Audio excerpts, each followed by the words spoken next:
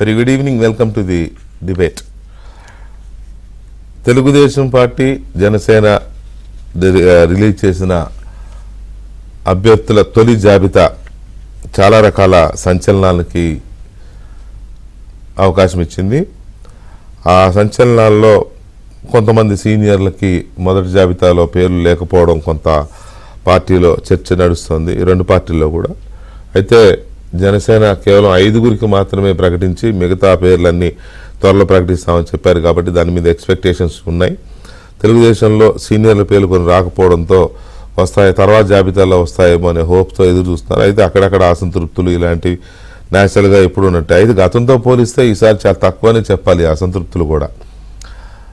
అక్కడక్కడ బాగా ఎక్స్పెక్ట్ చేసిన వాళ్ళు మాత్రం 2-3 కొంచెం సివియర్గా రియాక్ట్ అయ్యారు. మిగతా అంతా కూడా ఏదో అలకలు అవి ఉన్నాయి అక్కడక్కడ. అది పెద్ద ఇంతకుముందు అయితే చాలా ఇంకెక్కువగా ఉండేవి.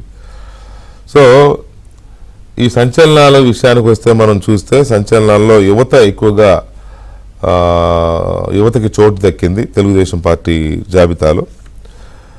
ఇందులో ప్రధానంగా మనం చెప్పుకుంటే పార్టీతో అసలు సంబంధం లేని ఉద్యమకారులుగా ప్రజా పోరాటాలు చేస్తూ రకరకాల కేసులను ఎదుర్కొని జైళ్ళకు కూడా వెళ్ళిన వాళ్ళు ఈ కేసులో ఉన్నారు. వాళ్ళలో మొదటగా మనం చెప్పుకుంటే దళిత వర్గాల నుంచి వచ్చిన వాళ్ళే ఉన్నారు. ఉదాహరణకి మనకి తిరువూరు నుంచి టికెట్ తెచ్చుకున్న డాక్టర్ కొలికపూడి శ్రీనివాసరావు కానీ, లేకపోతే పి గన్నవరం నుంచి టికెట్ సాధించిన రాజేష్, మహాసేన రాజేష్గా ఆయన ఫేమస్, సరిపెళ్ల రాజేష్ అంటారు.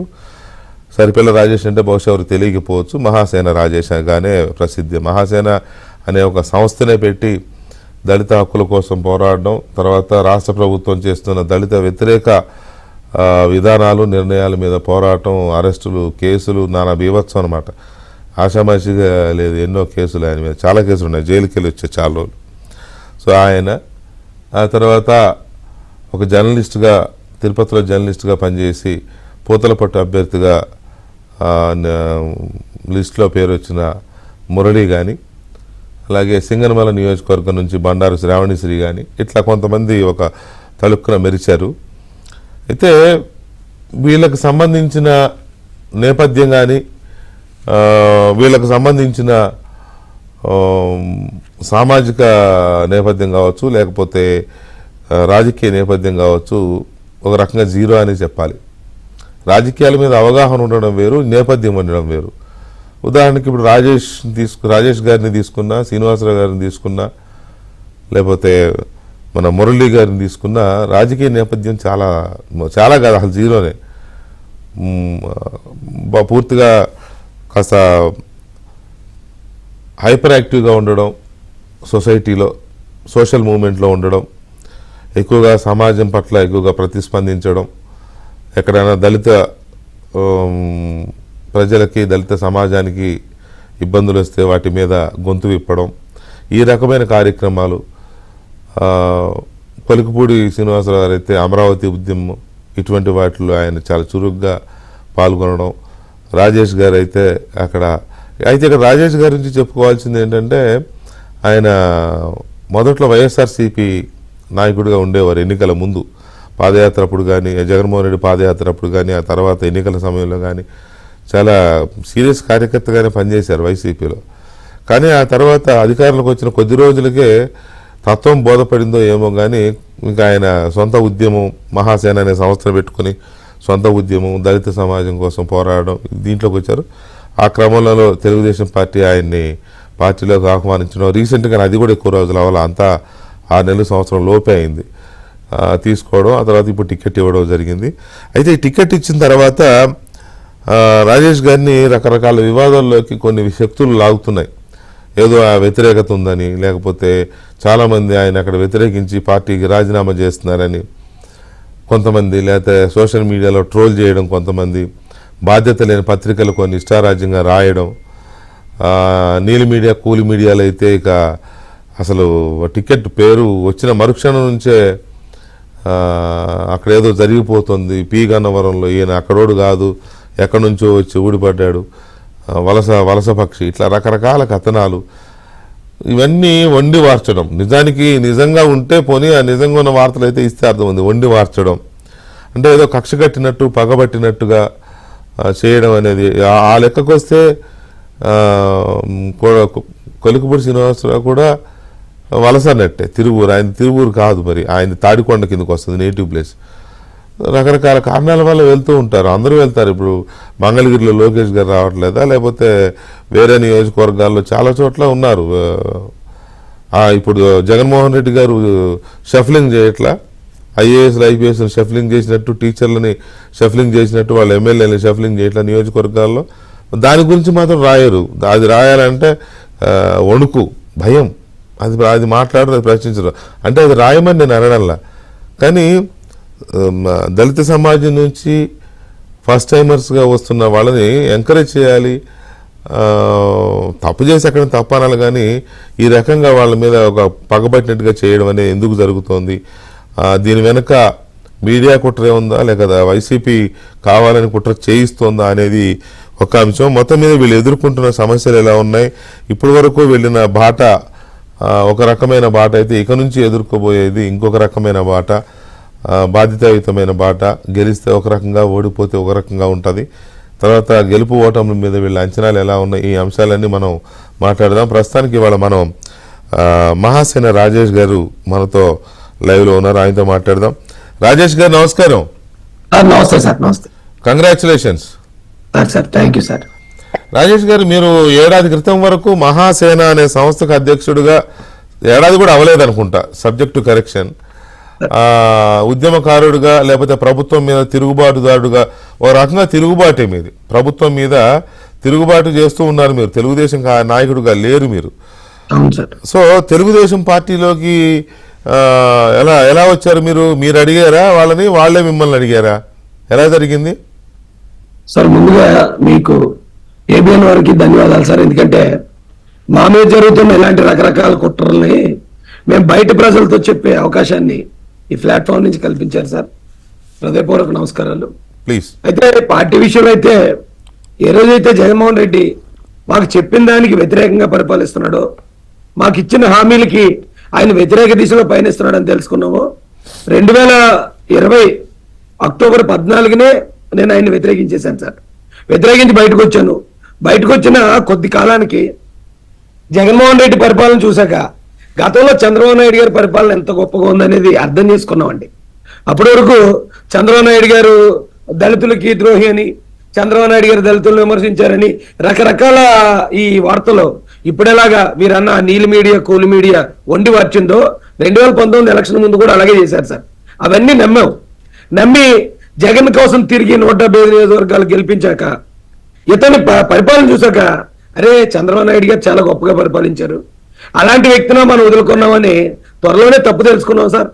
తెలుసుకుని ఆ పార్టీకి, చంద్రబాబు నాయుడు గారికి, లోకేష్ గారికి ఎలాగైనా సరే మేము సపోర్ట్ చేసన్నా సరే 2024 ఎలక్షన్లో ఈ 19లో చేసిన తప్పును సరిదిద్దుకోవాలని మేము అనుకోవడం జరిగిందండి. మేము ఒక కబురు పంపించడం కూడా జరిగింది. అయితే అప్పుడు మాకు దాని గురించి రిప్లై రాలేదు. కానీ మొన్న రీసెంట్గా మీరు అన్నట్టు 1 year లోపే మేము మళ్ళీ ఇంకొకసారి ప్రపోజ్ చేయడం. అంటే ఇప్పుడు మేము ఒకవేళ చాలా మంది పార్టీ పెట్టండి అనేవారు సార్. మా బలం ఎంత, మా శక్తి ఎంత? మేము పార్టీ పెట్టి మళ్ళీ ప్రభుత్వం వ్యతిరేక ఓటు చేర్చడం ఎందుకు? గతంలో మమ్మల్ని దళితులందరినీ విదేశాలు పంపి చదివించారు, బెస్ట్ అవైలబుల్ స్కూల్లో చదివించారు, ఇన్నోవా కార్లు ఓనర్లు చేశారు, మమ్మల్ని ఇది డిఎస్సి తీశారు, అందరికీ గవర్నమెంట్ ఉద్యోగాలు ఇచ్చిన చంద్రబాబు నాయుడు గారిని వదిలేసి ఇప్పుడు ఇదెందుకు ఆయనకే సపోర్ట్ చేద్దామని మేము మొన్న మళ్ళీ వారికి ఒక రిక్వెస్ట్ పెట్టగా వారు సానుకూలంగా స్పందించి మమ్మల్ని పార్టీలో తీసుకోవడం జరిగింది సార్. రైట్. మొత్తం మీద పార్టీలో తీసుకున్నారు. మరి టికెట్ మీరు అడిగారా, వారే ఇచ్చారా? అసలు టికెట్ అడగటం కూడా పక్కన పెడితే, ఎందుకంటే ఇప్పుడు పొత్తులో ఎంత ఇది ఉందో మేము చూసాం సార్. చాలా డిమాండ్ ఉందండి ఇప్పుడు టికెట్లకి. పెద్ద వాళ్ళందరూ క్యూలో నిలబడి ఉన్నారు. ఇలాంటి సమయంలో టికెట్ అడగటానికి కూడా ధైర్యం, సాహసం ఎవరు చేయలేరు సార్ మాలాంటి వాళ్ళు. అలాంటిది సడన్ మేము అడగలేదు, మేము ఇస్తున్నాము అని వారు చెప్పలేదు. లాటరీ అనౌన్స్ చేసేటప్పుడు మన టికెట్ నెంబర్ వస్తా చూడండి, సేమ్ అలాగా ఎవరెవరికి ఇస్తున్నారా అని మేము టీవీ చూస్తా ఉంటే టక్కుమని ఆయన మా పేరు చదివాడు సార్. బంపర్ లాటరీ తగిలినట్టు నిజం సార్, ఇది 100% వాస్తవం అండి. బంపర్ లాటరీ టికెట్ మన టికెట్ గా ప్రైజ్ వచ్చినట్టు అలా చూసేటప్పటికి నిజంగా మేము అది నిజమా కళ నాకు ఇప్పటికీ నమ్మకం లేదు సార్. నన్ను ఒక ఎమ్మెల్యే క్యాండిడేట్ గా, అది ఇంత పొత్తులో ఇంత కేర్ సిటీ ఉన్న టైంలో మాకు చంద్రబాబు నాయుడు గారు అవకాశం కల్పించడం ఒక కళ లేకపోతే ఇది వైష్ణవ మహా మాకైతే అర్థం కాని పరిస్థితి సార్. సరే, మధ్యలో మీరు జనసేనలో చేరుతున్నారు, లేకపోతే జనసేన తరపున పోటీ చేస్తారు, అది కూడా వచ్చింది కదా. మీరు 1-2 సమావేశాల్లో కూడా, జనసేన సమావేశాల్లో కూడా పాల్గొన్నారు, వైజాగ్లోనూ ఎక్కడో నాకు గుర్తున్నంత వరకు. అవును సార్. అది ఎందుకు పాసిబుల్ అవ్వలేదు? అయితే నేను ముందు మీకు ఇందాక చెప్పినట్టు ముందు వారికి తెలుగుదేశం పార్టీతో మేము కమ్యూనికేట్ చేసాం సార్. అప్పుడు వారి నుంచి సానుకూల స్పందన వచ్చినప్పుడు మేము ఏమన్నామంటే, ఎలక్షన్ దగ్గరలోకి వచ్చిన తర్వాత మేము పార్టీలో చేరే అవకాశం ఇవ్వండి సార్, ఇప్పుడు మేము మా పోరాటం మేము చేసుకుంటాం, ఇప్పుడే మేము పార్టీలోకి వచ్చేసి ఇదంతా పార్టీ కోసం చేస్తున్నాం అన్నట్టు ఉంటుంది, నిజమైన మా సమస్యలు పార్టీ దీనిలోకి వెళ్ళిపోతాయి, కాబట్టి మా పోరాటం మేము చేసుకుంటాం సార్ అని చెప్పి వారిని ఎలక్షన్ దగ్గరకు వస్తామని మేము అప్పుడు వారితో మాట తీసుకోవడం జరిగిందండి. సరిగా ఇంక ఎలక్షన్ దగ్గరకు వచ్చేస్తుంది అన్నప్పుడు మేము మాకు తెలుగుదేశంలో ఉన్న పరిచయాల ప్రకారం ఒకరిద్దరు నాయకులతో అన్న మేము ఇలాగ పార్టీలోకి రావాలనుకుంటున్నాం అని మేము వారితో కమ్యూనికేట్ చేసినప్పుడు వారిద్దరు సొంత నిర్ణయాలతో లేదు మిమ్మల్ని పార్టీ తీసుకునే ఉద్దేశం లేదు, మిమ్మల్ని అలా ఇండిపెండెంట్ గా పోరాడమే మీకు కరెక్ట్, సో పార్టీ మిమ్మల్ని యాక్సెప్ట్ చేయట్లేదు అని చెప్పారండి వారిద్దరు. చెప్తే సరే అది పార్టీ నిర్ణయం, వారి నిర్ణయం, ఎందుకంటే మనం చాలా వివాదాస్పదమైన వ్యక్తి, చాలా వివాదాల్లో ఉన్నవాళ్ళు, పార్టీ మనం తీసుకోపోవడంలో కూడా న్యాయం ఉంటది, కాబట్టి మనమో పార్టీ పెట్టుకుందామని అంబేద్కర్ నేషనల్ కాంగ్రెస్ అని ఒక పార్టీ రిజిస్టర్ చేయబోయాం సార్. ఈ లోపల పవన్ కళ్యాణ్ గారు ఇక్కడ సత్తెనపల్లిలో మీటింగ్ పెట్టి అందరికీ దామాషా ప్రకారం అన్ని కులాలకి న్యాయం జరగాలన్నారు. ఆయన అప్పటి వరకు అంటే మాకు బీజేపీతో కొంచెం సైద్ధాంతిక వ్యతిరేకం ఉండేది సార్. ఎప్పుడైతే బీజేపీతో ఈయన పొత్తు అన్నారో ఇక ఆయన జోలికి వెళ్ళలేదు మేము, కానీ దామాషా అనేటప్పటికి మళ్ళీ మేము అట్రాక్ట్ అయ్యామండి. ఓకే, అన్ని కులాలని వీరు సమానంగా చూస్తానంటున్నారు, మనం ఓటు చేయకూడదు, ఉన్నది ఆ నియోజకవర్గానికి ఎన్ని ఉంటే అన్నే, అదేదో మనం జనసేన వైపు నిలబడి జగన్ ఓడించే కాన్సెప్ట్ మనం ఎందుకు వెళ్ళకూడదని మేము జనసేన అనుకున్న మాట. జనసేన కోసం నేను ఆల్రెడీ ప్రకటించాను కూడా, నేను జన సైనికుడిని, నేను జనసేన కోసం పనిచేస్తున్నాను ఈ రోజు అని ప్రకటించాను. అయితే జనసేన నుంచి అనుకున్న సమయానికి వాళ్ళకు కూడా కొన్ని ఆబ్లిగేషన్స్ ఉంటాయి సార్. జనసేనని ఈ 2019లో జగన్మోహన్ రెడ్డి ఇచ్చిన ఫీడింగ్ తో అతను మాకిచ్చే తిట్టమని చెప్తారు కదా సార్, అతను ఇచ్చిన ఫీడింగ్ తో జగన్ చాలా మంచోడు అనుకుని జనసేన మీద కొంచెం దురుసుగానే మాట్లాడిన చరిత్ర ఉన్నది. అలాంటప్పుడు సడన్ గా మళ్ళీ ఎలా ఒప్పుకోపోవడం కూడా న్యాయం అనిపించిందండి. ఒకవేళ పార్టీలో తీసుకోవడానికి అవి కూడా కారణాలు అయి ఉండొచ్చు అనుకున్నప్పుడు అప్పుడు తెలుగుదేశం పార్టీ నుంచి ఒక నాయకులు ప్రసాద్ గారని ఒక మా స్నేహితులు, ఆయన అమెరికాలో ఉంటారు, వారు నాకు ఫోన్ చేసి రాజేష్ ఇలాగా నువ్వు ఆల్రెడీ అంతకుముందు తెలుగుదేశం అని మాట్లాడావు కదా, మరి ఏమైంది అంటే సార్ ఇలాగ మమ్మల్ని తెలుగుదేశం వద్దన్నారని ఇలా పలానా నాయకుడు చెప్పాడు సార్ అంటే, సరే రా నేను మాట్లాడతానని ఆయన నన్ను పిలిపించి ఆయన మాట్లాడి తర్వాత రెండో రోజు బాబు గారి దగ్గర పెడితే బాబు గారికి మా విషయాలన్నీ మేము చెప్పిన తర్వాత అసలు ఆయన స్పందన చూసినప్పుడు షాక్ అయ్యామండి, ఆయనతో దగ్గర నుంచి మాట్లాడినప్పుడు షాక్ అయ్యాం. ఏంటి ఈయన గురించే మనం ఇన్ని రోజులు దుర్మార్గుడు, లేకపోతే మన కులాల వైపు వ్యతిరేకత ఉన్న కులాహంకారాన్ని ఈయన మనం అనుకున్నాం, ఎంత గొప్ప వ్యక్తినా అని చెప్పి నిజంగా మైండ్ బ్లాక్ అయిపోయి ఏదేదో అయిపోయింది సార్ మాకు. ఆయన అయిపోయారా సార్? నిజమండి, నిజం సార్. ఆయన దగ్గర నుంచి సార్ ఇప్పుడు కూడా చెప్తున్నాను సార్, ఎవరైనా సరే చంద్రబాబు గారితో ఒక్కసారి డైరెక్ట్ గా మాట్లాడితే ఎవరు ఒపీనియన్ అయినా మార్చేసుకుంటారు సార్ ఆయన గురించి. ఎందుకంటే వాలి అని రామాయణంలో ఒక వీరుడు ఉండేవాడు సార్, ఆయన చూస్తే ఆయన ఎదురుగా ఎవరు వచ్చినా సగం బలం ఆయనకి వెళ్ళిపోద్దట. అలాంటి గొప్ప శక్తులు, గొప్ప దాన్ని ఏమనాలో తెలియదండి, అలాంటి ఒక శక్తి నారా చంద్రబాబు నాయుడు గారిలో ఉంది సార్. ఎవరినైనా సరే ఆయన నిజాయితీతో ఆయన నిబద్ధతతో కట్టి పడేస్తాడు అంతేండి ఆయన.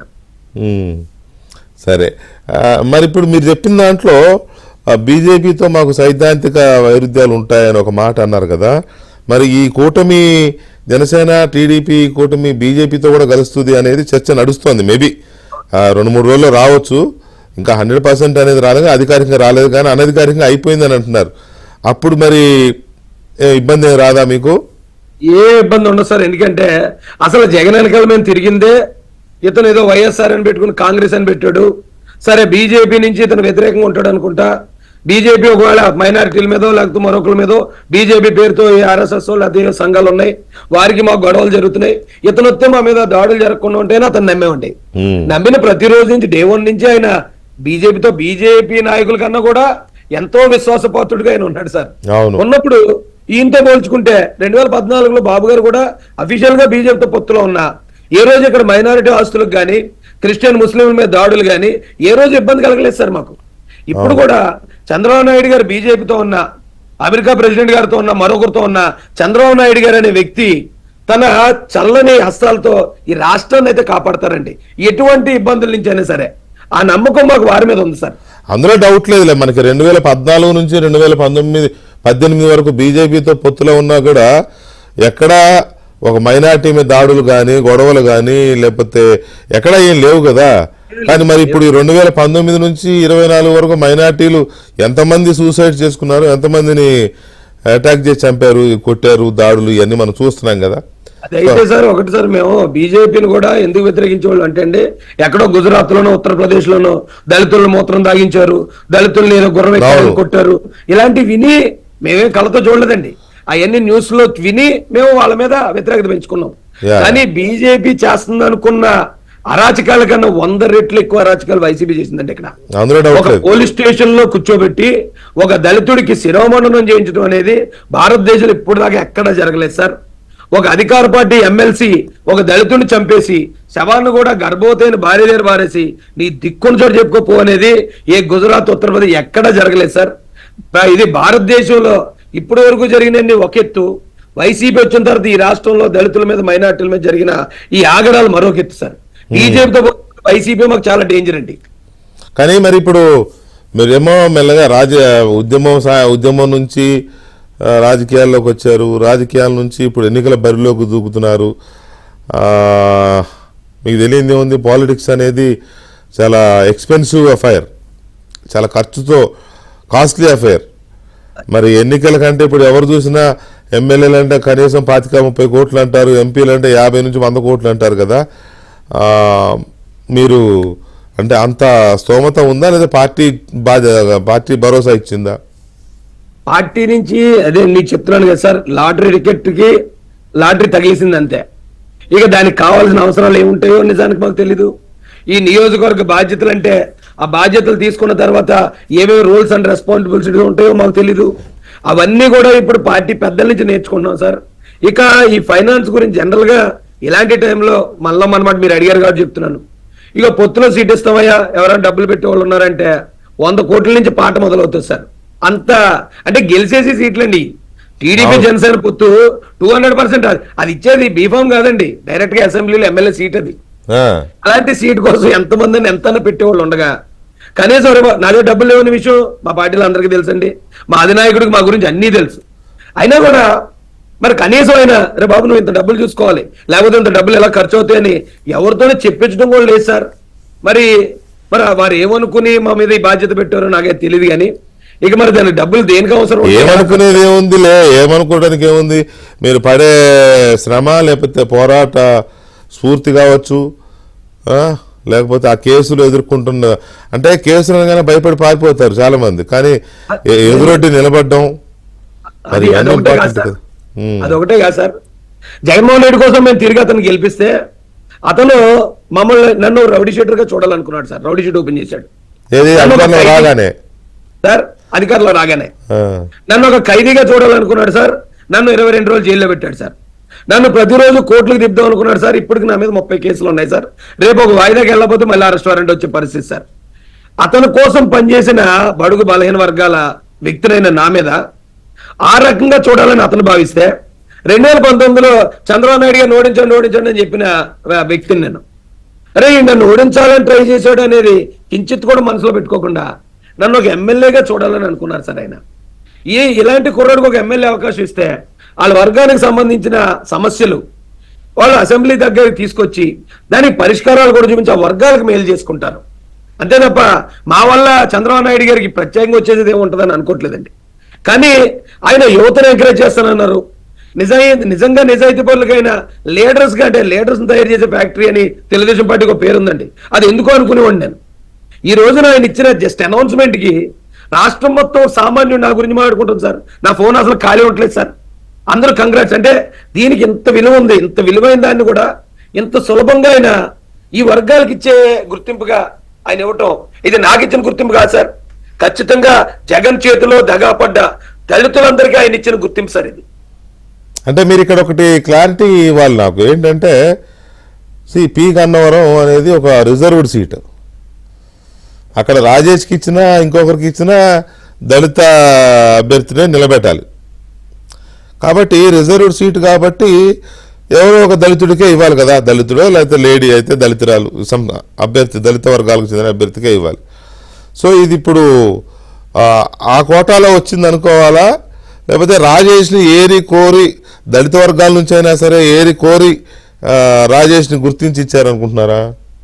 ఇది 100% నన్ను గుర్తించే నా మీద నమ్మకం పెట్టే ఇచ్చారంటాను సార్ నేను. ఎందుకంటే దళితుల్లో ఐఏఎస్ ఐపీఎస్ రిటైర్ అయిపోయిన వాళ్ళు కూడా భారీగానే మూటలు పట్టుకుని రెడీగా ఉంటారు సార్. చాలా మంది ఉన్నారు. ఒక్కసారి ఒక పిలిపిస్తే ఎంత అంటే అంత పెట్టేవాళ్ళు చాలా మంది ఉన్నారు. పైగా టీడీపీ జనసేనకి ఇప్పుడు టికెట్లు మాకు రాలేదనే కదా సార్ గొడవ. అవును, అక్కడ చిన్న చిన్నగా గొడవలు ఎందుకు జరుగుతున్నాయండి?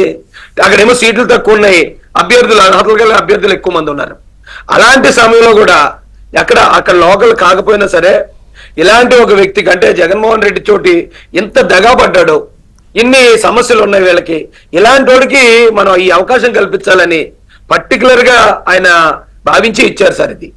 అది ఒక వరం ఇచ్చినట్టు ఇచ్చారు సార్ మాకైతే. మీ ఏజ్ ఎంత ఇప్పుడు? నాకు 43 sir. Okay. So Mahasena Rajesh అనబడే ఒక దళిత యువకుడి మీద టికెట్ ప్రకటించక ముందు కుట్ర జరిగింది. ప్రభుత్వం రాజహింసే జరిగింది ఆయన మీద. ఇప్పుడు టికెట్ ప్రకటించిన తర్వాత రాజకీయ హింస జరుగుతోంది. అప్పుడు కుట్ర అయితే ఇప్పుడు రాజకీయ కుట్ర జరుగుతోంది. అక్కడేదో అతని మీద తెలుగుదేశంలోనే వ్యతిరేకత వస్తుందని, జనసేనలోనే వ్యతిరేకత వస్తుందని రకరకాల ప్రచారాలు. తర్వాత నేనేదో పేపర్ కటింగ్ ఒకటి చూశాను. ఆ పేపర్ కటింగ్ ఏముందంటే, ఆ పార్టీ లీడర్ ఇంట్లోంచి ఆడవాళ్ళని ఎత్తుకురండి, ఈ పార్టీ ఇంట్లోంచి లీడర్ ఇంట్లోంచి ఆడవాళ్ళని ఎత్తుకురండి, ఎత్తుకొచ్చిన వాళ్ళకి మహాసేన రాజేష్ ₹1,00,000 ఇస్తాడు బహుమతి. ఇలాంటివన్నీ పెట్టి ఎందుకు ఒక దుష్ప్రచారము, ఒక గోబల్స్ ప్రచారం ఎందుకు చేస్తున్నారు అనేది కూడా మాట్లాడదాం మనం. అలాగే ఇంతకుముందు రాజేష్ గారు చెప్పినట్టుగా టీడీపీ జనసేన కూటమి ఇక మా ఏరియాలో స్వీప్ అన్నాడు. మా ఏరియాలో అంటే ఆ గోదావరి జిల్లాలో ఆ పైన స్వీప్ అంటే మరి ఎన్ని సీట్లు కొట్టబోతున్నారు ఉభయ గోదావరి జిల్లాలు కానీ రాజేష్ గారు మీ మీద ఏదో కనిపించని కుట్ర ఏదన్నా నడుస్తుంది అనుకుంటున్నారు మీరు? ఎందుకంటే మీ మీద ఎప్పుడు కేసులు పెట్టడం, ఆ మధ్య ఎప్పుడో చూశాను నేను, మీరేదో విజయనగరం మీ సంస్థ కార్యక్రమం మీద వెళ్తే అక్కడ పోలీసులు నడ్రోడ్డు మీద పట్టుకుని స్టేషన్ తీసుకెళ్ళిపోయారు. అంతకుముందే మీరు జైలు నుంచి వచ్చారు బయటికి, అంతకుముందే అనుకుంటా. ఇట్లాంటివి ఎన్నో ఉన్నాయి. అంటే అది ప్రభుత్వ పరంగా అంటే రాజ్యపరంగా జరిగే హింస అంటాం కదా, రాజ్యహింస అంటాం. ఇప్పుడేమో మీరు జస్ట్ అట్లా టికెట్ అనౌన్స్ అయిందో లేదో వెంటనే మొదలైపోయింది మీడియాలో సోషల్ మీడియాలో ట్రోలింగ్ కానీ, మీడియాలో కథనాలు కానీ, రాజేష్కి ఎవరు సహకరించట్లేదు, అప్పుడే అయిపోయింది, మొత్తం టీడీపీ వాళ్ళందరూ రిజైన్ చేసేస్తున్నారు. ఇదంతా ఎందుకు జరుగుతుంది అనుకుంటున్నారు? సార్ ఇది మన సీఎం జగన్మోహన్ రెడ్డి అంటూ ఉంటాడండి, ఇది పేదోడికి పెత్తందారుడికి మధ్యలో జరిగే యుద్ధం అని. అది 100% కరెక్ట్ సార్.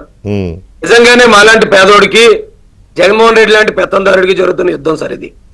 మీరు అన్నారు నా మీద ఇక్కడ కేసులు పెడతా ఉంటే ఎక్కువ సఫర్ అవ్వట్లేదు నేనని. శ్రీకాకుళం తీసుకెళ్లి అక్కడ నా మీద కేసులు పెట్టే వాళ్ళు అందరూ సార్ జనరల్ గా ఎవరికైనా కష్టం వస్తే ఎస్ఐ గారికి మనం కంప్లైంట్ ఇస్తాం, కానీ నా మీద అడిషనల్ డీజీపీ నా మీద కంప్లైంట్ ఇస్తాడు, ఒక అడిషనల్ ఎస్పీ గారు నా మీద కంప్లైంట్ ఇస్తారు, ఎమ్మెల్యే గారు నా మీద కంప్లైంట్ ఇస్తారు. అలాగే 30 కేసులకు సార్ రాజమండ్రిలో చంపేపోయారు సార్. జస్ట్ మిస్ అండి. ఏదో నా భార్య పిల్లల టైం బాగుంది, నా తల్లిదండ్రుల ఆశీర్వాదం. 200 మంది కారు మీద పడి ధ్వంసం చేసి ఆ రోజు నా మీద హత్యా ప్రయత్నం సార్. 100 ఫోన్ చేస్తే కేవలం ముగ్గురే పోలీసులు వచ్చారు సార్. రాజమండ్రి నడి రోడ్లో అందరూ చూస్తుండగా 200 మంది కారు మీద దాడి చేస్తుంటే 100 ఒక లోకల్ పోలీస్ స్టేషన్ అయితే ఓకే, అక్కడ ఎమ్మెల్యే ఏదో మనం చేసి ఉంటాడేమో అనుకోవచ్చు. 100 అంటే కంట్రోల్ రూమ్ కి వెళ్తారు. కంట్రోల్ రూమ్ కూడా మ్యానిపులేట్ చేయగలిగిన వ్యక్తి వెనకాల ఉంటే తప్ప ఆ రోజున అక్కడికి 3 పోలీసులే రారు సార్. ఆ రోజు ఏదో ప్రాణాలతో బయటపడ్డారు సార్. ఇలా ప్రతి టైంలోను ఇప్పుడు మీరు అంటున్నారు కుట్ర ఏదో జరుగుతుంది అంటే కుట్ర ఇప్పుడు కాదు సార్, స్టార్టింగ్ నుంచి. అంటే జగన్మోహన్ రెడ్డి ఎస్సీల మీద దాడులు చేస్తాడు, చంపిస్తాడు, చంపించిన అంతకులను పక్కన పెట్టుకుని తిరుగుతాడు, మాకున్న పథకాలను రద్దు చేస్తాడు, మేము మూసుకుని ఉండాలి. ఏదో పోకరి సినిమాలో చెప్పినట్టు ఆయన గిల్లుతాడు, మేము గిల్లించుకోవాలండి. ఎవడన్నా ఒకరు తిరిగి మాట్లాడాడు అనుకోండి సార్, ఇక ఆడి మీద ఇప్పుడు డాక్టర్ సుధాకర్ గారిని ఎందుకు చంపేశాడు అనుకోండి సార్, దారుణం మాస్క్ అడిగాడు, ఏ గవర్నమెంట్ ఏంటి ఇలా చేస్తుందని పక్కన ఎవరితోనూ మాట్లాడుతున్నాడు సార్. అతను ఏం కావాలని నాలా వీడియో కూడా పెట్టలే, పక్కన ఎవరితో చెప్తుంటే ఎవరో వీడియో తీసి అప్లోడ్ చేస్తే ఈడు నన్ను ప్రశ్నిస్తాడా అని పిచ్చోని చేసి చంపాను అన్నాడు, చంపించాడు. ఆ కుర్రాడు ఏంటి ఇసుక మాఫియా అంత దారుణం చేస్తున్నాడు అని అడిగితే ఈడు మనల్ని ప్రశ్నిస్తాడా, గుండు కొట్టేయండి అన్నాడు. దీని అన్నిటి వెనకాల జగన్ ఉన్నాడండి. ఇప్పుడు మా మీద జరుగుతున్న ఈ కుట్రలు అన్ని చూసాక అరే ఒక సాధారణమైన వ్యక్తికి చంద్రబాబు నాయుడు గారి అవకాశం ఇస్తే నిజంగా అతను ఎంత దుర్మార్గుడైనా కూడా సరే ఎలాగన్నా పోటీ చేసి న్యాయం గెలుద్దాం అనుకుంటాడు. కానీ ఏటిసారి ఈ దారుణాలు, ఎంత దారుణమైన ప్రచారాలు, ఆ మొత్తం నియోజకవర్గం అంతా తప్పుడు ప్రచారంతో నిండబెట్టేసాడండి మొత్తం జగన్మోహన్ రెడ్డి. అసలు అది తలుచుకుంటుంటే ఇందాక మీరు అన్నారు ప్రస్తావించవచ్చో ప్రస్తావించకూడదో నాకు తెలియదు, కానీ తమరి ద్వారా తమ ఛానల్ ద్వారా ఈ విషయాన్ని అయితే నేను బయటికి తెలియజేయాలనుకుంటున్నాను సార్. అక్కడ నియోజకవర్గంలో రాజేష్ మహాసేన్ అనేవాడు హిందూ అమ్మాయిలను లేపుకొస్తే 1,00,000 రూపాయలు ఇస్తానన్నాడు. అలాంటి వాడికి నారా చంద్రబాబు నాయుడు గారు సీట్ ఇచ్చారు కాబట్టి నారా చంద్రబాబు నాయుడు గారు హిందువులకు వ్యతిరేకి, అగ్రవర్ణాలకు వ్యతిరేకి అని చెప్పి ఒక ప్రచారం తీసుకొస్తున్నారు సార్. మీకు ఒక చిన్న బయట చూపిస్తాను సార్. 2020లో నేను జగన్మోహన్ రెడ్డి కోసం పనిచేసినప్పుడు నన్ను ఇలాగే వైసీపీ నాయకుడు ఇదిగో ఇలాగా అమ్మాయిలను లేపుకొస్తే 1,00,000 రూపాయలు ఇస్తానన్నాడని అప్పుడు నా మీద ట్రోలింగ్ జరిగింది సార్. ఒకసారి వేయండి, అది డేట్ వేసారా, డేట్ కూడా చూపించండి. 2020లో సార్ అది. అప్పుడు నేను వైసీపీ నాయకుడిని. మరి ఒకవేళ ఇప్పుడు వీళ్ళు ప్రచారం చేస్తున్నారు సార్ నా మీద ఇలాగా, మరి అప్పుడు జగన్ రెడ్డి నన్ను ఎందుకు జాయిన్ చేసుకున్నాడు పార్టీలో? అప్పటికే నేను ఆ వ్యాఖ్యలు చేసి ఉన్నాను. అయినా కూడా జగన్ రెడ్డి పార్టీకి నేను పనిచేస్తే నేను మంచోడ్నే. జగన్ రెడ్డిని కనుక వ్యతిరేకిస్తే నారా చంద్రబాబు నాయుడు గారు మాకు కార్యకర్తగా కాదు నాయకుడిగా అవకాశం ఇచ్చినప్పుడు నేను హిందూ ద్వేషిని, హిందూ ద్రోహిని. అయితే దాని గురించి కూడా ఒక చిన్న వివరణ ఇస్తాను సార్. ఇదే సార్ ఆ మాట నేను అన్నాను. ఎవరైనా ఇలాంటి అగ్రవర్ణపు అహంకారి ఆ కూతుర్ని కనుక ప్రేమిస్తే నేను మీకు 1,00,000 రూపాయలు ఇస్తాను, మిమ్మల్ని దూరంగా తీసుకెళ్తాను అన్నాను సార్. ఎందుకన్నాను అంటే సార్, ఆ రోజున మిర్యాలగూడలో ప్రణయ్ అమృత అనే 2 లవర్స్ ని ఆ కుర్రోడు తక్కువ కులస్తుడు ప్రేమించాడనే ఉద్దేశంతో వారి తండ్రి గారు ₹1 కోటి సుపారీ ఇచ్చి చంపించారు సార్. ₹1 కోటి సుపారీ సార్. ఆయన ₹1 కోటి సుపారీ ఇచ్చి చంపిస్తే నేనేమన్నానంటే ఆ అమ్మాయి ఒక అగ్రవర్ణపు అమ్మాయి ఈ రోజున విధవరాలు అయిపోయింది, తన గర్భంతో ఉంది, గర్భవతావిడి. అలాంటి అమ్మాయిలు ఇలాగా విధవరాలు అయిపోకుండా నేను ₹1,00,000 రూపాయలు ఇచ్చి మీ ప్రాణాలు కాపాడతాను, మిమ్మల్ని అవసరమైతే దూరంగా ఎందుకంటే ప్రేమ అనేది ఎప్పుడెప్పుడు ఎవరెవరు పుడుతో తెలియదు సార్. ఎంతో మంది ఎస్సీ అమ్మాయిల్ని ఈ ఓసీ కుర్రోళ్ళు ప్రేమించి పెళ్లి చేసుకున్న ఘటనలు ఎన్నో ఉన్నాయి. ఏ రోజు ఎస్సీ లేదు మా అమ్మాయిలు ఎందుకు మీరు ప్రేమించారని చంపేస్తే నరికేస్తే వాళ్ళను కూడా నేను ఇలాగే మాట్లాడి ఉండేవాడిని సార్. ఎందుకని ప్రేమ జంటలకు ఎన్నిటికీ పోలీస్ స్టేషన్లలో లేకపోతే కోర్టులో పెళ్లిళ్ళు చేయట్లేదు? పోలీసులు ఇద్దరు మేజర్లని పోలీసులు దగ్గర పెళ్లిళ్ళు చేస్తారు కదా, పెళ్లిళ్ళు చేస్తారు సార్. దాంతో పాటు పారితోషికం కూడా ఉంది సార్, ఉంది కదా. వివాహాలు చేసుకుంటే 1,50,000, 1,75,000 అనేది పారితోషికం కూడా ఉంది సార్. నేను రెండు చట్టపరంగానే మాట్లాడాను సార్. కానీ ఈ రోజు దాన్ని పట్టుకుని దాన్ని కట్లు ఎడిట్లు ఎందుకంటే ఎలాగంటే మా చంద్రబాబు నాయుడు గారు ఇక్కడ 2 కులాలు ఉన్నాయి, నేను పేదల తరపున ఉంటాను, ఎస్సీలు పేదలుగా ఉన్నారన్న మాటని ఎస్సీలకు వ్యతిరేకంగా మాట్లాడినట్టు కట్లు ఎడిట్లు ఎలాగైతే చేశారో ఇప్పుడు ఈ విషయంలో కూడా కట్లు ఎడిట్లు చేసి అనుకున్న మాట మళ్ళీ మళ్ళీ రిపీట్ అవుతుంటారు సార్. అగ్రవర్ణ బాబాయ్ తీసిరండి అన్న మాట. మీరు అంటే ఇక్కడ నేను దళిత్ కార్డు అని నేను అనుకోకండి, మీరు దళిత్ బిడ్డ కదా, అట్లా ప్రచారం చేస్తున్న వాళ్ళని అట్లా ప్రచారం చేసిన పత్రికని ఆ కటింగ్ నేను కూడా చూశాను ఈవేళ. పత్రిక వచ్చి కటింగ్ కానీ లేదా దాన్ని సోషల్ మీడియాలో ఆ కటింగ్ని బేస్ చేసుకుని కామెంట్లు పెడుతూ ట్రోల్ చేస్తున్న వాళ్ళని కానీ మీరు ఎందుకు ఎస్సీ ఎస్టీ అట్రాసిటీస్ యాక్ట్ కింద కేసు ఎందుకు పెట్టకూడదు? అసలు ఇక్కడ పోలీస్ స్టేషన్లు అసలు పనిచేస్తున్నాయా సార్? అయితే మీకు ఇంకొక మాట కూడా చెప్తాను. ఆ పేపర్ కటింగ్ లో 1000 మంది ఆడవాళ్ళని ఇక్కడి నుంచి విదేశాలకు అమ్మేశానని ఉంది సార్. 1000 మంది ఆడవాళ్ళని జగన్ రెడ్డి అమ్మేస్తా ఉంటే మరి జగన్ రెడ్డి ఏ గుడ్డుకోరానికి పళ్ళు తూముతున్నాడు? నాతో ఒకవేళ 1000 మందిని అమ్మేసిన దాంట్లో ఒక 500 మందికి సంబంధించిన డబ్బులు నేను ఏమన్నా జగన్ కమిషన్ ఇచ్చి ఉండాలండి. నేను బండి వేసుకుని వెళ్తా ఉంటే ట్రాఫిక్ జామ్ అయిందని కేసు పెట్టే ప్రభుత్వం ఇది. 1000 మందిని అమ్మేస్తా ఉంటే జగన్ రెడ్డి ఇంట్లో కూర్చొని పబ్జీ ఆడుకుంటాడు సార్. ఎంత ఘోరంగా చిత్రీకరణ అంటే ఎస్సీల మీద ముఖ్యంగా జగన్ రెడ్డి చేస్తున్న దాష్టీకం సార్ ఇది. వాళ్ళైతే ప్రాణాలు తీశాడు, నన్ను ప్రాణం ఒకటి తీయలేదు కానీ అన్ని రకాలుగా సార్ నన్ను ఇప్పుడు ఒక కేసు పెడితే పోలీస్ స్టేషన్కి వెళ్ళాను సార్. నేను ఒకప్పుడు వెళ్తే ఏమంటే ఎస్పీ గారు ఫోటో తీసుకుంటానన్నారు, ఇదిగోండి కేసు డీటెయిల్స్ మీ వివరాలు రాసాం అంతే, ఇందులో వేరే ఏమీ లేదు, ఇది ఇలా పట్టుకుని నిలబడండి అన్నారు సార్. అది ఇలా పట్టుకుని నిలబడ్డాను సార్. నిలబడితే ఫోటో తీసి కరెక్ట్ గా గంటలో నేను బయటకు వచ్చి ఫేస్బుక్ చూస్తూ ఉంటే ఎక్కడో బెంగళూరులో ఉన్నవాడు దాన్ని పోస్ట్ చేసాడండి. రౌడీ షీటర్ గడీడు ఇప్పుడే పోలీస్ స్టేషన్ లో 3rd డిగ్రీ ఉపయోగించారండి. మొత్తం వైసీపీ సోషల్ మీడియా అంతా. సార్ నాకు కొంచెం ధైర్యం ఉండి నేను గనక ఏమన్నా అయిపోతే నా భార్య పిల్లలు అనాథలు అయిపోతారని నేను తట్టుకుని నిలబడ్డాను. కానీ సార్ నా పరిస్థితులు ఎవరైనా ఉంటే కోడెల శివప్రసాద్ గారి లాగా అంటే అంత పెద్ద వ్యక్తులను పోల్చుకోవట్లేదు సార్, కానీ అంత టార్చర్ చేస్తారు సార్ వీళ్ళు. మనకు మనమే ప్రాణం తీసేసుకునేలాగా మనం ఇక ఎందుకు ఇక్కడ బతకడం ఇంత పరువు పోయిన తర్వాత అని మనకు మనమే చనిపోయే విధంగా ట్రీట్మెంట్ ఇస్తాడు సార్ జగన్ రెడ్డి.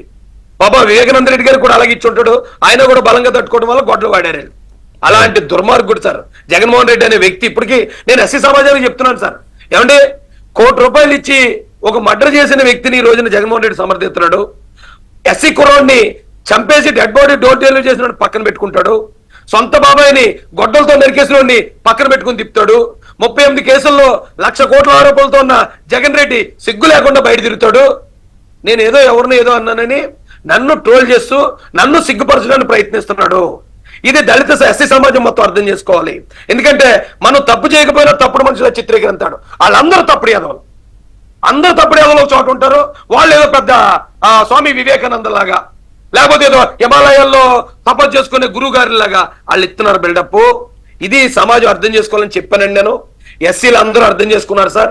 మేము ఇచ్చే రిజల్ట్ 2024లో ఆ ఏటి ఈవీఎం మిషన్లు ఉన్నాయో ఆ ఈవీఎం మిషన్ లో ఉన్న సైకిల్ గుర్తు గ్లాస్ గుర్తు మొత్తం చెరిగిపోయేలా కొడతాం సార్ ఓట్లు.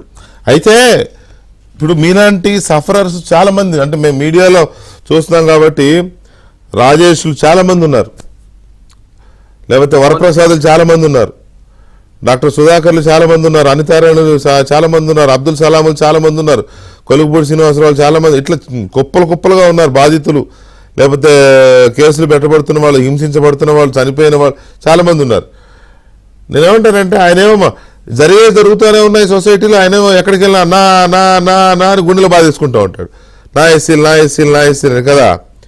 సో ప్రజలు ఎటు మొగ్గు చూపుతున్నారు, అయ్యో జగనన్న మన కోసం నా నా నా అని గుండెలో బాదుకుంటున్నాడు అనుకుంటున్నారా, లేకపోతే ప్రాక్టికల్గా వాళ్ళ కళ్ళ ముందు జరుగుతున్న దాన్ని గమనించి ఒక డిస్కషన్తో ఆలోచిస్తున్నారా? సార్ అతని మాటలో ఇంట్లో తల్లి చెల్లెని నమ్మదు సార్. ఇక బయట ఉన్న ప్రజలు నమ్ముతున్నారు అనుకోవటం అతని బ్రహ్మండి. అతను ఏమనుకున్నాడంటే కళ్ళు మూసుకుని పాలు తాగుతూ పిల్లి ఎవరు చూడలేదు అనుకుంటారట. అలా జగన్మోహన్ రెడ్డి నేను చెప్పేస్తున్న మాటలు ఈ జనాలు అందరూ నమ్మేస్తున్నారు, అందుకే వచ్చినట్టున్నారు, నేను భలే యాక్ట్ చేస్తున్నాను వీళ్ళ దగ్గర అనుకుంటున్నాడు. కానీ జనం కూడా అనుకుంటున్నారండి మనం కూడా బాగానే యాక్ట్ చేస్తున్నాం, జగన్ నమ్మేస్తున్నాడు, 2024లో చూపిద్దాం ఇతనికి సినిమా అని చెప్పి జనం కూడా అనుకుంటున్నారు సార్. ఎవరు జగన్మోహన్ రెడ్డి మాటలు నమ్మట్లేదు సార్. సొంత తల్లి చెల్లి ఏ రోజైతే బయటకు వచ్చి మా అన్న మమ్మల్ని మోసం చేశాడు, అతను మాకు చేయాల్సిన పని చేయాల్సిన న్యాయం చేయలేదని చెప్పాడు. అలాగే సునీత రెడ్డి గారు ఏ రోజైతే బయటకు వచ్చి తండ్రిని కోల్పోయి ఉన్నాను, నా మీదే తిరిగి కేసులు పెడుతున్నాడు మా అన్న, నాకు న్యాయం చేయలేదని ఏ రోజైతే చెప్పారో ఆ రోజే ఈ రాష్ట్రం జగన్మోహన్ రెడ్డిని నమ్మటం మానేసింది సార్. సొంత ఇంట్లో వాళ్ళ సాక్ష్యం కన్నా ఇంకెవరి సాక్ష్యం కావాలి సార్? కళ్ళ ఎదురు కనపడుతుంది. నిజమే, అక్క చెల్లెళ్ళు సొంత చెల్లెళ్ళు తల్లి బయటకు వెళ్ళిపోయారు, రోడ్డున పడ్డారు, నానా బీభత్సం జరుగుతుంది ఇంట్లో, సొంత బాబాయిని చంపేశారు, ఇదంతా కనపడుతోంది.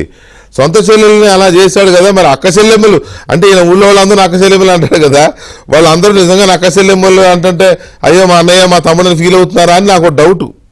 లేదు సార్, ఆయన అక్క చెల్లెమ్మ అన్నాడంటే వాళ్ళకి మూడిందని అర్థం అండి. అంతేనా? ఎందుకంటే ఈయన అక్క చెల్లెమ్మలు అన్నాడు, నేను మందు తీసేస్తానని చెప్పి సొంత బ్రాండ్ రేట్లు ఎక్కువ పెట్టి, అది కూడా కల్తీ బ్రాండ్.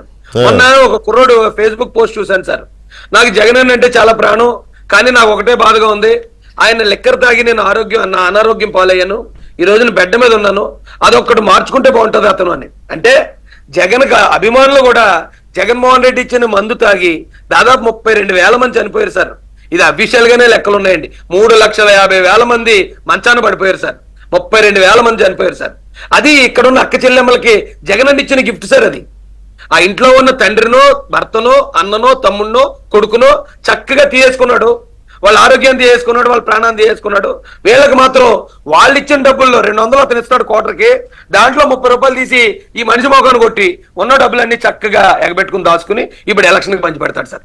ఇప్పుడు మీరు మద్యం టాపిక్ తీశారు కాబట్టి నేను అడుగుతున్నాను, ఒక బలమైన అభిప్రాయం ఉంది ఏంటంటే ఈయన నవరత్నాల పేరుతో అమ్మఒడని లేకపోతే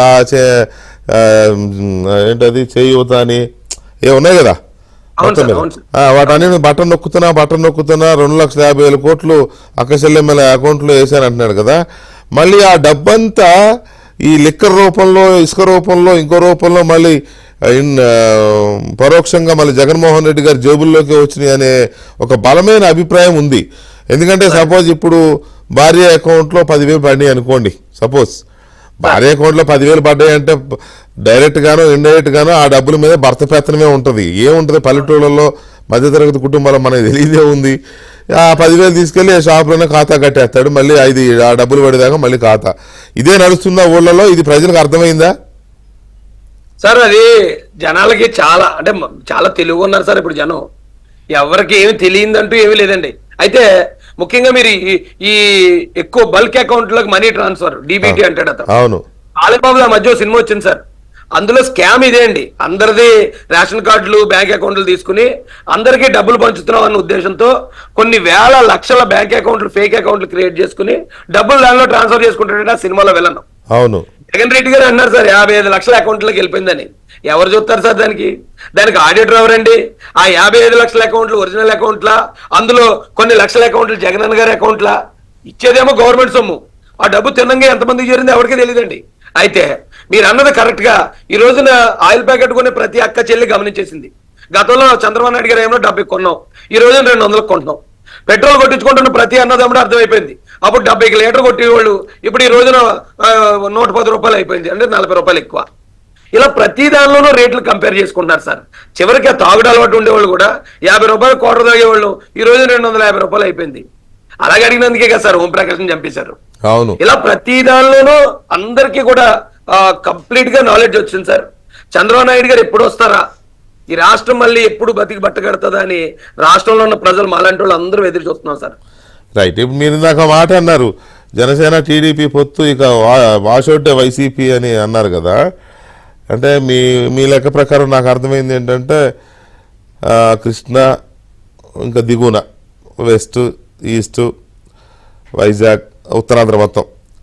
సో పోనీ మీ జిల్లా వరకు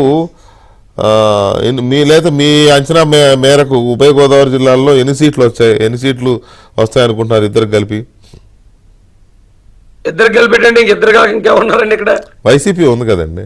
ఎక్కడ భలేవారే సార్ మీరు, వాళ్ళిద్దరికీ వస్తాయండి సీట్లు. నేను ఇక్కడ క్లీన్ స్వీప్ అండి. ఇదే తూర్పు గోదావరి కానీ పశ్చిమ గోదావరి కానీ ఇక్కడ వైసీపీ అనేది ఆ జెండా కానీ ఫ్యాన్ కానీ ఇక్కడ కనపడదండి. అండ్ ఇంకో విషయం కూడా, మీరు గతంలో కూడా మేము 175 నియోజకవర్గాలకు పనిచేశాను సార్ నేను, కాబట్టి నాకు క్లియర్ కట్ అనాలిసిస్ నాకు తెలుసండి.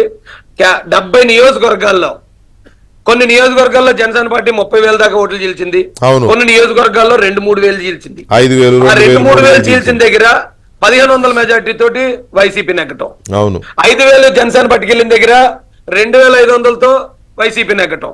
ఇలాంటివి దాదాపు 70 నియోజకవర్గాలు సార్. ఆ రోజు 2019లో సార్ మీరు గుర్తెచ్చుకోండి, కోడికత్తి డ్రామా, బాబాయ్ గొడ్డలపోటు డ్రామా, జగన్మోహన్ రెడ్డి ఈ నవరంధ్రాల డ్రామాలు, ఈ రోడ్ల మీద ఆ తల్లి చెల్లి అప్పుడు వాళ్ళు డ్రామాలు చేశారు సార్, ఎవరు కాదనలేరు. వాళ్ళు డ్రామాలు చేశారు, బైబిల్ తో డ్రామాలు చేశారు, ముస్లింల దగ్గర దళితులు మా మేనమావులని డ్రామాలు. ఇన్ని డ్రామాలు ఏకమైతే జనసేన పార్టీ చీల్చిన ఓట్లు, ఆ ఓట్లు చీల్చకపోతే 70 సీట్లు కూడా రావు సార్ వాళ్ళకి. ఆ 70 సీట్లు కూడా ఈ 151లో 70 తీసేస్తే ఎన్ని ఉన్నాయో అది మాత్రమే గెలిచాడు. ఇన్ని డ్రామాలు 2014లో నాన్నగారు చనిపోయింది, ఓదార్పు యాత్ర, పాదయాత్ర, అయ్య బాబా మొత్తం ఆ సినిమాలో చాలా సీన్లు ఉన్నాయండి. ఆ సీన్లన్నీ కలిపితే ఇదిగో ఈ 151. అందులో కూడా జనసేన చాలా తక్కువ ఓట్లు గెలిచిన కూడా చేసిన ఆ 70 సీట్లతో కలిపితే ఈ రోజు పరిస్థితి ఎలా ఉందంటే సార్, ఆ రోజున జగన్మోహన్ రెడ్డితో ఎస్సీలు అందరూ ఉన్నాం, ముస్లింలు అందరూ ఉన్నారు, క్రైస్తవులు అందరూ ఉన్నారు, ఈ బీసీలు కానీ కాపులు కానీ వీళ్ళందరూ ఉన్నాం. అప్పుడు ఈరోజు ఎస్సీల్లో 90% జగన్మోహన్ రెడ్డిని అసహించుకుంటున్నారండి. ఓటు వేరే ట్రాన్స్ఫర్ అవటం కాదు సార్, అసహించుకుంటున్నారు. ఏ రోజైతే అంబేద్కర్ పేరు తీసి 38 కేసులు ఉన్న 16 నెలలు జైల్లో చెప్పకూడదన్న ఒక నేరస్తుడి పేరు పెట్టుకున్నాడో ఆ రోజున ఎస్సీలందరూ చీకొట్టారు. జగన్మోహన్ రెడ్డి దగ్గర లేక ఉమ్మలేదంతే అండి. అలాగే ఎస్సీలందరినీ చంపుతున్నప్పుడు, ఎస్సీలకి ఇంత దారుణాలు చేసినప్పుడు వాళ్ళ పథకాలన్నీ రద్దు చేసి మీకు ఇగో 30 రూపాయలు ముష్టి ఎత్తాను, ఇక మీకు ఊరు చివర మళ్ళీ మీకు మురికి మోడల్ తయారు చేస్తున్నాను, మళ్ళీ మీ పిల్లలందరినీ బెస్ట్ అవైలబుల్ స్కూల్ తీసేసి కార్పొరేట్ స్కూల్లో మీరు చదువుకోవడం ఏంటి, మీరు వెళ్ళి మళ్ళీ గవర్నమెంట్ స్కూల్లోనే చదవండి, అక్కడ టీచర్లు కూడా ఇవ్వనని ఇప్పుడు పాతకాలంలో ఉన్న దళితుల జీవితాలకి మళ్ళీ జగన్మోహన్ రెడ్డి ఏ రోజు తీసుకెళ్లాడో ఆ రోజే ఇక్కడ ఈ రాష్ట్రంలో దళితులు చాలా చైతన్యవంతులు సార్. ఇక్కడ అందరూ గమనించేశారు. ఇక్కడ క్రైస్తవులు ఏ రోజైతే క్రిస్టియన్ ప్రాపర్టీలని కబ్జా చాలా మంది అనుకుంటారండి జగన్ రెడ్డి క్రైస్తవుడు కాబట్టి క్రైస్తవులు ఒకటి వేస్తారేమో అని. చంద్రబాబు నాయుడు గారు ముఖ్యమంత్రిగా ఉన్నప్పుడు కాకినాడలో ఉన్న సిబిసిఎన్సి ప్రాపర్టీలు క్షేమంగా ఉన్నాయి సార్. రాజమండ్రిలో ఉన్న షాడే స్కూల్ మెషినరీ ప్రాబ్లమ్ క్షేమంగా ఉన్నాయి సార్. అలాగే గుంటూరులో ఉన్న ఏఎల్సి ప్రాపర్టీలన్నీ చాలా క్షేమంగా ఉన్నాయి. అసలు అటు వైపు చూసిన లేరు, ప్రశాంతంగా ఉన్నాయి కదా, ఎవ్వరు లేరు. జగన్ రెడ్డి అనే క్రైస్తవ ముసుగులో వచ్చిన ఈ తోడేలు వచ్చిన తర్వాత మొత్తం ఇవన్నీ కబ్జా అయిపోవటం, అడ్డుకున్న వాళ్ళని చంపించేయటం, ఇవన్నీ కూడా క్రైస్తవులందరూ గమనించారు సార్. ఈ రోజు పాస్టర్లు ఏదో ఆయనతో ఉన్నారని ఆవిడెవరో విమలారెడ్డి ఓ తెగ తిరిగేస్తుందండి, ఎక్కడ పడితే అక్కడ ఆవిడ ఉంది. బైబిల్లో ఉన్న యేసుక్రీస్తు నిజమైన యేసుక్రీస్తు కాదు, జగన్ యేసుక్రీస్తు అసలైన యేసుక్రీస్తు అని చెప్తుంది. ఏది ఇన్ని కేసులుండి సొంత ఇంట్లో వాళ్ళే పదవుల కోసం చంపుకునే వ్యక్తుల్ని. కానీ ఈ రోజు వాళ్ళకి వచ్చింది సార్. అబ్దుల్ సలాంని ఆ కుటుంబంతో పాటు ఏ రోజైతే వాళ్ళ సూసైడ్ చేసుకునేలాగా ఒక వ్యక్తి తన ప్రాణం తనం తీసుకోవడానికే చాలా మదన పడతాడు సార్. అలాంటిది భార్యని 2 పిల్లలను కూడా చంపుకునే పరిస్థితికి ఏ రోజైతే జగన్ రెడ్డి తీసుకెళ్లాడో ఆ రోజు ఇక్కడ ఉన్న ముస్లింలందరూ ఆ పార్టీ నుంచి ఖాళీ అయిపోయారు. ఆ ముగ్గురే సార్ అతను ఓటు బ్యాంకు. గతంలో 67 సీట్లు వచ్చింది అతను ఓటు బ్యాంక్, అది కాంగ్రెస్ ఓటు బ్యాంక్. ఈ 3 వర్గాలే, ఈ 3 వర్గాలు ఇప్పుడు అతనితో లేవు. మిగతా వర్గాలన్నీ ఇంకా చైతన్యం కలిగి వాళ్ళు ఎప్పుడో వదిలేశారు అతన్ని. డిపాజిట్లు రావు సార్ జగన్ రెడ్డికి. పార్టీ గల్లంతు. మీరు 2024 తర్వాత టీడీపీ ఉంటది, జనసేన ఉంటది, కాంగ్రెస్ ఉంటది, ఒకవేళ ఉంటే ఒకటే బీజేపీ కూడా ఉండొచ్చు, కానీ వైసీపీ మాత్రం ఇక్కడ ఉండదు సార్. రైట్. తర్వాత ఈ రామ్ గోపాల్ వర్మ గారు చాలా కష్టపడుతున్నారు సినిమాలు తీసుకొచ్చి వైసీపీని ఇది చేయాలని, చంద్రబాబు నాయుడు గారిని, లోకేష్ గారిని, అందరినీ పవన్ కళ్యాణ్ గారిని హ్యూమిలియేట్ చేయడము, లేదా కొంచెం ఆ టైప్ ఉన్న ఫేసులు తీసుకొచ్చి యాక్టర్లుగా పెట్టి కదా చూస్తున్నారు మీరు. దాని ఇంపాక్ట్ ఏమైనా ఉంటుందా వర్మ గారి మేధస్సుని ప్రయోగించిందండి? అసలు వర్మ సార్ అతను శివ సినిమా తీసినప్పుడు వర్మ అంటే అసలు చాలా మంచి డైరెక్టర్ అండి, మన తెలుగుడు మొత్తం దేశవ్యాప్తంగా పేరు తెచ్చుకున్నాడు అనుకున్నాం సార్. కానీ అతని ప్రవర్తన రోజు రోజుకి దిగజారిపోవటం, నైతిక విలువలు పతనం అయిపోవటం, దాంతో అతనికి ఎవరు సినిమాలు ఇవ్వక ఈ మధ్యలో తీసిన సినిమాలు ఐస్ క్రీమ్ ఒకటి, ఆర్డిఎక్స్ ఏదో బి గ్రేడ్ సినిమాలు సార్, జిఎస్టీ ఒకటి సార్, ఇంకా అంతకన్నా దారుణమైన సినిమాలు అంటే ఇంట్లో ఉన్న హౌస్ వైఫ్లు వేరే వాళ్ళతో అక్రమ సంబంధాలు పెట్టుకునే సినిమాలు, ఇలాంటి తప్పుడు సినిమాలు తీసుకునే స్థాయిగా అతను దిగజారిపోయాడు సార్. అలా దిగజారిపోయిన ఒక వ్యక్తిని తీసుకొచ్చి మరి రాజశేఖర రెడ్డి గారి కుటుంబం వైఎస్ఆర్ ఫ్యామిలీ ఆ చరిత్ర తీయించుకోవాలి అని ఎందుకు అనిపించిందో నాకు తెలియదు. అంటే అతను బూత్ సినిమాలు తీస్తాడని తెలుసు కూడా మరి వీళ్ళు ఫ్యామిలీ సినిమా తీయించుకున్నారా, లేకపోతే ఫ్యామిలీ ఒకవేళ ఆ టైప్ అనుకున్నారా ఏమో నాకైతే తెలియదు. కానీ ఆర్జీవీ సినిమా అనగానే ఏ సర్టిఫికేట్ కనపడిపోతుంది సార్ జనాలకి, ఎవరు చూడరండి అతని సినిమాలు. అతను కూడా పాపం షెడ్కి వెళ్ళిపోయి ఉన్నాడు. షెడ్కి వెళ్ళిపోయినోడికి మా సైకో అన్న గారు దొరికారు, డబ్బులు ఎంత కలుగుతాను తెస్తారు, ఓకే వాడు అర్థమవుతుందని అతను. నాకు ఇంకే డైరెక్టర్ తీయడు ఇలాంటి సినిమా ఇన్ని అబద్ధాలతో, ఆడు ఎలాగో షెడ్కి వెళ్ళిపోయాడు, ఆడైతేనే కట్ట తెస్తాడని ఈయన. రెండు అంతకదాకా బొంతలు సార్. వీళ్ళిద్దరూ కలిపిన కాంబినేషన్ జోగి రాసుకుంటే ఏదో బూడిద రాలింది అన్నట్టు. వీళ్ళు అదొక సినిమా, దాన్ని మళ్ళీ చూడడం, దాన్ని చూసి మళ్ళీ ఓటు ప్రభావితం అవుతుంది అనుకోవటం. వీళ్ళు నిజంగానే పిచ్చోళ్ళు ఏమనిపిస్తుంది సార్ నాకు. రైట్. ఫైనల్ గా ఒక మాట చెప్పండి సార్. ఇన్ని మాట్లాడారు కదా ఇప్పుడు దాకా జగన్మోహన్ రెడ్డి గారి గురించి మీరు. సో అంటే ఐ విష్ మీరు గెలవాలనే కోరుకుంటున్నాను నేను. I wish all the best మీకు. గెలిచిన తర్వాత ఇప్పుడు మీరు చెప్పే మాటల ప్రకారం మీరు పోటీ చేస్తున్న తెలుగుదేశం జనసేన కూటమి అధికారంలోకి వస్తుంది మీ నమ్మకం ప్రకారం. జగన్మోహన్ రెడ్డి గారు పోనీ మీరు అనుకున్నట్టుగా ప్రతిపక్షం మొత్తం మీద అసెంబ్లీలో అయితే ఉంటారు. మీరు ఉంటారని మీరు అనుకుంటున్నారు. మీకు ఖచ్చితంగా గెలుస్తారని నమ్మకం ఉందా మీకు? గెలుస్తారని నమ్మకం అనేది కూడా కాదు. అచ్చా, మీరు ఇందాకే చెప్పారుగా నాకు ఇచ్చింది అభ్యర్థిగా కాదు వీసాము ఎమ్మెల్యేగా ఇచ్చేసారన్నారుగా. అంతే సార్. ఎంత మెజారిటీ ఎంత ఎక్స్పెక్ట్ చేస్తారు? తక్కువలో అయితే నా నియోజకవర్గంలో నాకు 30,000కి తగ్గదు సార్. 30 నుంచి 40,000 మెజార్టీ ఉంటుంది. Okay, good good. ఈ ఈ ఇప్పుడు మీరు చెప్పిన దాని ప్రకారం ఒక ఇమాజినేషన్, జగన్మోహన్ రెడ్డి గారు ఎదురుపడినప్పుడు మీరు ఎలా రియాక్ట్ అవుతారు అసెంబ్లీలో? నేను అంటే జగన్ రెడ్డి గారు ఎప్పుడు ప్రెస్ వాళ్ళు కూడా దొరకట్లేదు సార్. అవును, ఆయన దాక్కుని తిరుగుతున్నాడు. అవును. ఒకవేళ అదే పరిస్థితి వస్తే కానీ నాకు దొరికిపోతాడు సార్ అతను. నేను అడుగుతాను, ఏమండి జగన్ గారు, మేము మిమ్మల్ని గెలిపించాం కదా, మా కుర్రాన్ని చంపేసి ఇంటి దగ్గర పారేసిన అతన్ని భుజం మీద చేతులు వేసుకుని తిరిగారు, అసలు చంపింది అతనేలా లేకపోతే మీరు కానీ చంపించారు అని అడుగుతాను సార్ అసెంబ్లీలో. మీరు అంబేద్కర్ పేరు తీసి మీ పేరు పెట్టుకున్నారు, ఏమయ్యా అసలు అంబేద్కర్కి నీకు అసలు అంబేద్కర్ గురించి తెలుసా నీకు? ఆయన ఎక్కడా మీరెక్కడా?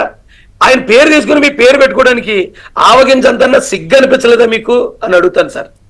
మేము మిమ్మల్ని గెలిపించాం, మమ్మల్ని మేనమావులు అన్నావు, మమ్మల్ని మేనమావులు అంటే నేను గెలిపించాం కదా, మేము గెలిపిస్తే మాకు చంద్రబాబు నాయుడు గారు ఇచ్చిన 27 పథకాలు ఎందుకు రద్దు చేసి మమ్మల్ని ఎందుకు మోసం చేసావయ్యా? నీ చెప్పే మాటలు ఒకటి చేసే పనులు ఒకటా జగన్ రెడ్డి అని డైరెక్ట్ గా అడుగుతాను సార్ నేను.